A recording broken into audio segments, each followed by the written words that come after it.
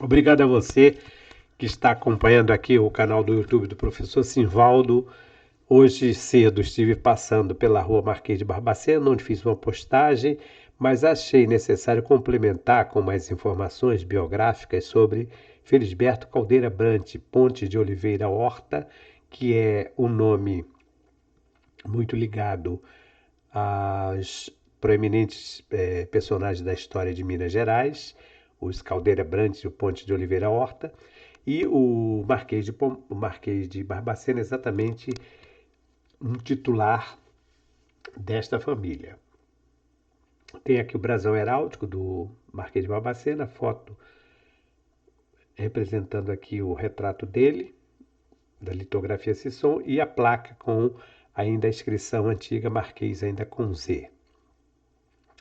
Essa rua tem início na Álvaro Alberto, ao lado da Via Férrea, nas proximidades do Morro do Chá, próximo também à estação ferroviária. Esse trecho aqui seguindo para lá, nós vamos sair na Avenida Antares. O Rua Marquês de Barbacena, com a placa, como eu me referi, o retrato da litografia Sisson. Fiz questão de colocar um mapa do Google Maps aqui para que vocês possam ver o percurso que foi feito hoje. Então, aqui é Álvaro Alberto, Marquês de Barbacena, até a Avenida Antares.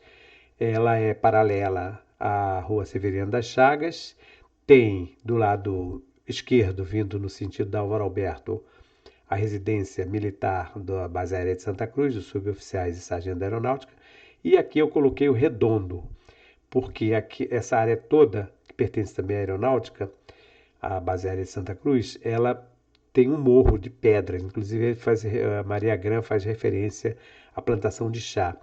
E esse redondo é porque existia uma construção de um observatório de Santa Cruz, já trazendo um dos equipamentos do Observatório do Rio de Janeiro que foi transferido para Santa Cruz. Veja que é uma área central, a Escola Pestalozzi, né? Aqui é a estação ferroviária, bem ali na parte central. E o Esporte Clube Guanabara, que nós temos fotos também do Esporte Clube Guanabara. Aqui tem um prédio, uma foto reproduzida da Poliantea, da revista Poliantea de Santa Cruz, que é o prédio que serviu para o Observatório Astronômico. Por ele ter uma forma um pouco arredondada, é um prédio em formato octogonal, os moradores antigos chamavam de Redondo. Então, Morro do Redondo, porque aqui é um morro, isso aqui tudo é uma elevação, é um morro, e essa construção arredondada, então por isso se chama Morro do Redondo.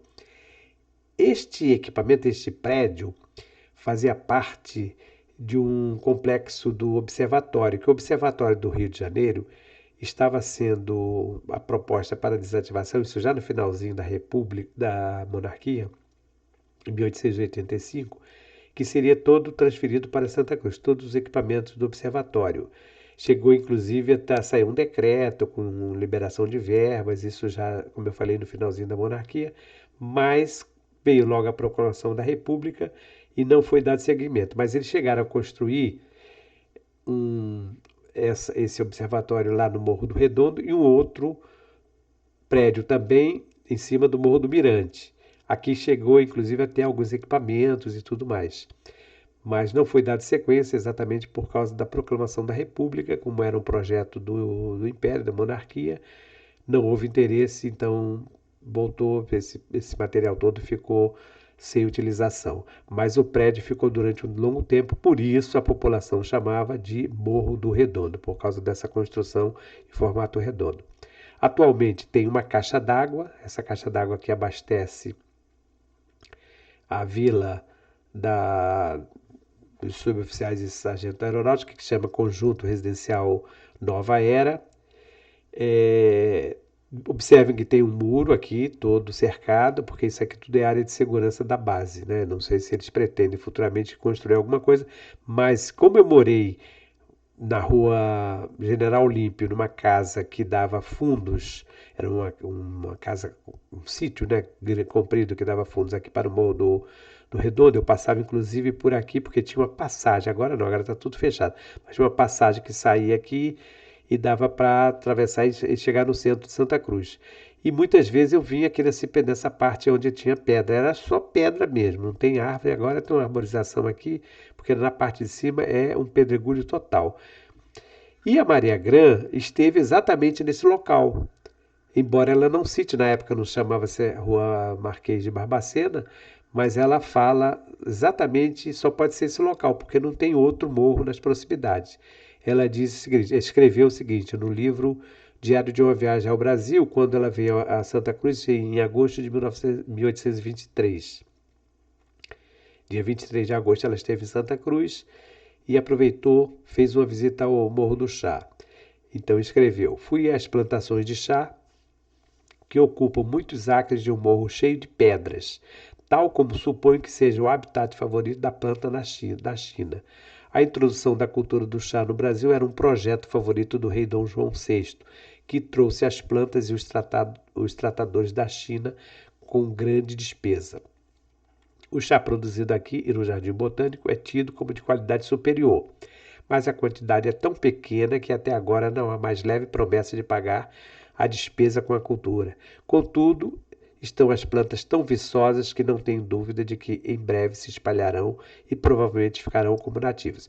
Esse é um trecho do texto que ela descreve o Morro do Chá. Tem mais alguma coisa? Eu não coloquei aqui porque o objetivo aqui é apenas registrar que a Maria Grã esteve exatamente neste local onde hoje é a Rua Marquês de Barbacena.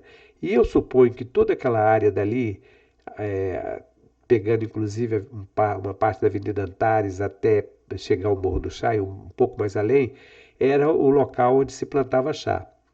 Aproveitei aquela gravura, aquele desenho do Thomas Eder, mostrando os dois chineses com a padiola transportando folhas de chá, que aparece no livro do Gilberto Ferrez.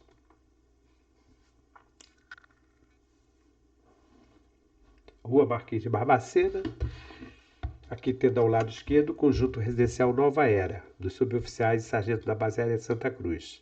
Uma foto que eu fiz hoje.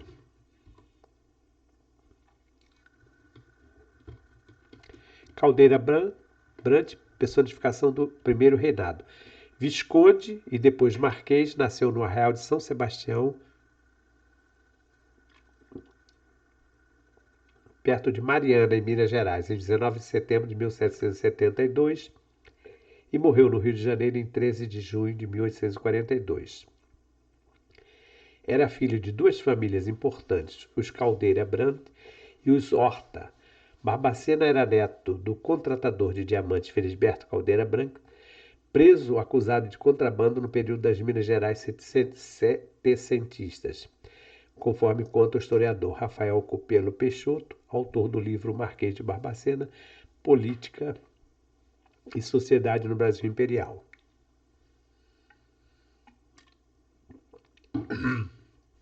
Aqui tem uma cópia da capa do livro, Marquês de Barbacena, Política e Sociedade no Brasil Imperial, 1796-1841. Inclusive foi premiado, Prêmio do Arquivo Nacional de Pesquisa 2019, porque o Arquivo Nacional promove anualmente uma categoria de premiação, né, para as publicações, e o livro do professor Rafael Copelo foi premiado no ano 2019. Aqui o brasão de Felisberto Caldeira Brant, Oliveira e Horta, Visconde e Marquês de Barbacena. Uma alternativa às armas holandesas da família Brant e às mesmas armas portuguesas das famílias Oliveira, Horta e Caldeira.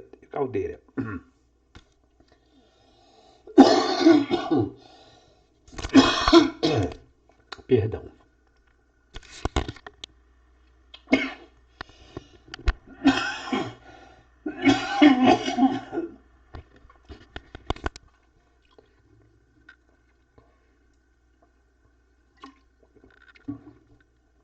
Perdão mais uma vez aqui pela tosse chata.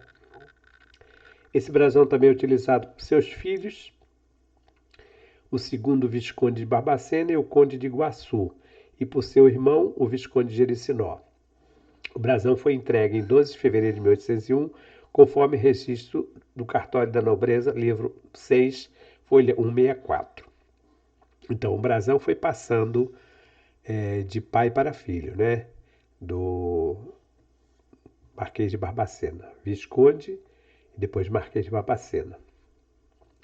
Tem um outro livro aqui anterior, Pandiaca Lojas, do Marquês de Barbacena. O Pandiaca Lojas era um historiador e esse livro foi publicado já no século XIX e depois republicado em facsímile pela editora Universidade de Brasília.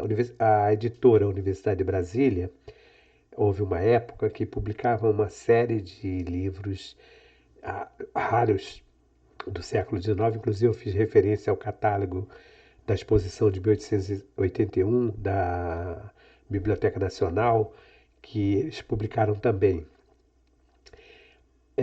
O Marquês de Barbacena é uma figura bastante controversa, porque ele sempre foi escravagista, mas ao mesmo tempo foi autor da lei contra o comércio de escravos. Então, uma figura controversa. Era um senhor de engenho e dono de negros escravizados, mas foi o autor da primeira lei contra o comércio deles da África para o Brasil. Ele também foi amigo do imperador Dom Pedro I e ministro. Foi responsável pelas negociações que levaram ao segundo casamento do monarca, mas depois foi demitido, acusado de corrupção. Em seguida, escreveu uma carta profética para o imperador, na qual insinuava que ele era doido e o alertava se não mudasse sua forma de governar. Cairia em 7 meses. Caiu em 6, ao ser obrigado a abdicar. Quem conhece um pouco da biografia de Dom Pedro I sabe que Dom Pedro I era um tanto ou quanto intempestivo, né? Ele formava amigos e ao mesmo tempo se tornava um inimigo. Por exemplo, José Bonifácio era muito próximo dele. Quando chegou na Assembleia Constituinte de 1823, ele manda até prender o José Bonifácio. Então são situações assim bastante controversas também. E como o Caldeira Brande também era bastante controverso, era escravagista e ao mesmo tempo foi autor da lei contra o comércio de escravos. Teve uma participação ativa no primeiro reinado. O Marquês de Barbacena, embora pouco estudado e mencionado pela historiografia brasileira, é considerado por alguns como a personificação do primeiro reinado e até do primeiro período regencial, de 1822 a 1831 e de 1831 a 1840. Esse período regencial, como já falei, foi aquele período em que Dom Pedro I abdica, deixa o trono em nome do seu filho, mas o filho era pequeno, só tinha 9 anos, e ficou aguardando até completar a maioridade, não chegava à maioridade, foi antecipada para 1840 e ele assumiu o trono. Então foi um período que nós tivemos regências unas, regências trinas, né? Inclusive aqui na história de Santa Cruz tivemos algumas consequências, porque Santa Cruz foi desvinculada do município neutro e foi anexada ao município de Itaguaí. Já falei bastante sobre isso, mas isso aconteceu em 1833, exatamente durante a regência. O Barbacena foi militar de formação, diplomata, senador do Império, ministro da Fazenda e conselheiro de Estado. Então ele tinha uma participação militar, política e diplomática. Era peça política importante na época, tendo participado ativamente dos grandes momentos do reinado de Dom Pedro I.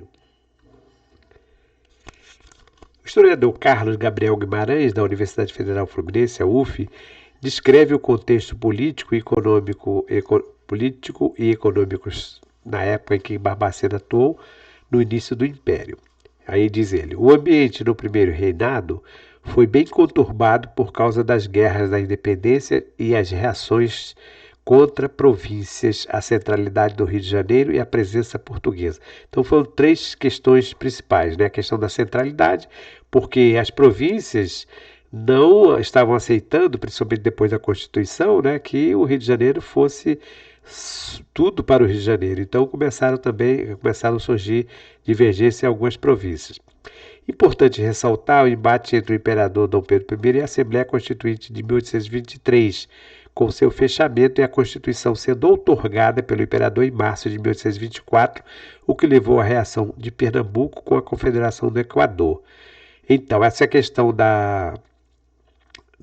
do fechamento da Assembleia foi quando os irmãos Bonifácio, né, os irmãos Andrade, que acabaram sendo presos, porque os políticos estavam elaborando um texto, os constituintes, né, estavam elaborando um texto bastante liberal, uma constituição bastante avançada, até porque muitos desses constituintes, inclusive os irmãos Andrade e José Bonifácio, principalmente, tinha estudado na Europa, tinha bebido nas fontes do iluminismo e tudo mais, estavam com um texto bastante liberal. E quando Dom Pedro tomou conhecimento do texto, não gostou, porque ele queria muito poder. Dissolve a Assembleia, houve uma reação, mandou prender muitos dos constituintes e nomeou uma comissão para fazer um texto constitucional que interessasse a ele, que atendesse aos interesses. Tanto que nesse primeiro texto da nossa primeira Constituição da monarquia de 1824, existe um quarto poder, que é o poder moderador, que era o poder exclusivo do imperador, que acabava suplantando os três outros poderes, o executivo, o legislativo e o judiciário. Então o poder moderador acabava subjugando os demais poderes. Além disso, o historiador acrescenta, a Grã-Bretanha continuava pressionando por fim ao tráfico negreiro com a África e a questão do reconhecimento político e diplomático do Brasil. Então, foi um período, nós tínhamos a proclamação da independência em 1822, e o Brasil precisava de ter o reconhecimento. Alguns países europeus não estavam, inclusive Portugal, demorou muito a reconhecer a independência. E isso significava muito para o Brasil, porque sem o reconhecimento ficava difícil de manter relações, de manter um governo. Em 1825, a antiga metrópole reconheceu a independência mediante o pagamento de uma vultosa soma, o que levou o Brasil a contrair um empréstimo internacional, informa Guimarães. Foi o chamado empréstimo português, no valor de 3,7 milhões de libras esterlinas. Quer dizer, o Brasil se tornou independente em 1822, somente em 1825 que Portugal reconheceu a nossa independência. Então, isso aí criou um certo problema para o nosso governo, né? Esse texto, ele é de autoria de Evanildo da Silveira de Vera Cruz, Rio Grande do Sul, para o BBC News, Brasil, 30 de abril de 2022. Então é uma reportagem jornalística baseada em informações de historiadores. Aqui tem um retrato colorido do Marquês de Barbacena, da litografia Sisson. A placa que eu falei para vocês, com a nomenclatura ainda escrita com o português antigo, arcaico, né? Provavelmente anterior à reforma ortográfica de 1932. Barbacena nos últimos anos de sua vida. O Marquês de Barbacena, já em seus últimos anos de vida, se mantinha ativo e requisitado. Ainda na Inglaterra, se posicionou contra o escravismo e viu um caminho importante para o Brasil no cenário mundial, a abolição da escravidão. Então veja como ele era controverso. Ele era escravagista, era proprietário do engenho e se posicionou contra o escravismo. Pelo governo, sempre muito solícito, era sempre uma peça de apoio em diversos âmbitos, devido à sua influência e fortuna. De uma família bastante tradicional, um cara que tinha conhecimentos diplomáticos, militares, administrativos, então ele era muito requisitado. Foi quando finalmente voltou ao Brasil que passou a sentir os baques em sua saúde, se submetendo a cirurgias no Rio de Janeiro. Ao mesmo tempo, conseguiu vencer uma ação que movia há anos para receber pelos serviços prestados na Inglaterra há mais de uma década. A relação com Dom Pedro havia ruído totalmente. Sem deixar se abater, seguia trabalhando e, mais do que nunca, lutando pela causa da abolição. Ao mesmo tempo que ele era muito próximo de Dom Pedro I, ele acabou também entrando em confronto, né? Aí eu aqui durante o meu percurso eu fui fazendo algumas fotos. Essa aqui é na entrada do condomínio residencial Nova Era, que é a residência dos suboficiais de Sargento da Base Aérea de Santa Cruz. É uma área muito grande, tem muitas casas, e fica bem próximo ao centro do bairro, numa parte alta, né, de Santa Cruz, que bem arborizada, deve ser um lugarzinho agradável. Continuando, do lado direito tem a sede, o campo, né? Sede social esportiva do Esporte Clube Guanabara. Fotos, todas as fotos que eu fiz hoje. Novamente o Esporte Clube Guanabara, a parte da entrada principal, é aqui o portão, né? Do Esporte Clube Guanabara. E aqui já falando sobre a carreira militar, diplomática e política. Quer dizer, ele era militar, diplomático e político. Por isso que ele era muito requisitado. De grande e honrosa carreira, Felisberto Caldeira Brant morreu com os títulos de senador do Império, conselheiro de Estado, marechal de Exército, gentil-homem da Imperial Câmara, mordomo-mor da Imperatriz Dona Amélia, alcaide-mor da Vila de Jaguaripe, na Bahia, cavaleiro da Ordem Dom Pedro I, Gran Cruz das Ordens do Cruzeiro e da Rosa, comendador da Ordem de Cristo, cavaleiro da Ordem da Torre e Espada, Gran Cruz da Coroa de Ferro da Áustria e membro das várias sociedades científicas e literárias no Brasil e na Europa. Quer dizer, por essas ordens honoríficas e esses cargos exercidos, dá para ver como ele era importante, né? Aqui fala que ele foi mordomo-mor da Imperatriz Dona Amélia, lembrando que foi o Marquês de Barbacena, quando estava na Europa, quem conseguiu convencer para que se tornasse possível o casamento da Dona Amélia de Leuchtenberg com Dom Pedro I. Repetindo aqui a situação, Dom Pedro havia ficado viúvo, né? Dona Leopoldina tinha morrido, a situação não estava boa para Dom Pedro, porque ela morreu numa situação assim depois que esteve grávida, inclusive na época a Marquesa de Santos vivia lá no palácio, isso repercutia de forma muito negativa na Europa. A Dona Leopoldina era filha de um grande um conhecidíssimo, famoso e com muito prestígio arquiduque da Áustria, né? E era muito querida também. Ela mantinha relações com a Europa através de cartas e tudo mais. Quando houve o falecimento dela, e as pessoas souberam que essa morte tinha influência também por causa do relacionamento de Dom Pedro com a Marquesa de Santos, se tornou difícil conseguir um segundo matrimônio para o imperador. E foi exatamente o Marquês de Barbacena, esse que dá o nome da rua de Santa Cruz, quem conseguiu convencer a realeza para que fosse possível o casamento. Então foi possível o casamento da Dona Amélia com Dom Pedro I. Em troca, Dom Pedro concedeu o casamento do irmão dela, Dom Eugênio Leuchtenberg, para a Dona Maria, que seria a Dona Maria da Glória, Dona Maria da Glória, segunda rainha de Portugal, né? Maria II. Dom Eugênio vai receber o título de Duque de Santa Cruz, por isso que eu fiz uma postagem sobre o Duque de Santa Cruz. Então, a importância, a ligação dele está exatamente por causa dessa ligação familiar. Mas, voltando aqui, no entanto, a partir de 1838, quando partiu para Minas, o Marquês travou uma luta constante pela vida. Foram 4 anos de tratamento, cirurgias e sofrimento com constantes complicações e falsas esperanças. Não resistiu e morreu no dia 13 de junho de 1842, aos 69 anos de idade. Então, por isso, tem uma vida, uma carreira militar, diplomática e política importante e dá o seu nome a uma rua em Santa Cruz. Não fez nada por Santa Cruz, porque alguém me falou assim, o que é que fez por Santa Cruz? Não se trata de fazer alguma coisa por Santa Cruz, mas de ter um nome relacionado com Santa Cruz. Assim como o Duque de Santa Cruz, não fez nada por Santa Cruz, mas acontece que teve a relação com Santa Cruz, porque recebeu o título de Duque de Santa Cruz. E o título de Duque é o título nobiliárquico mais importante, né?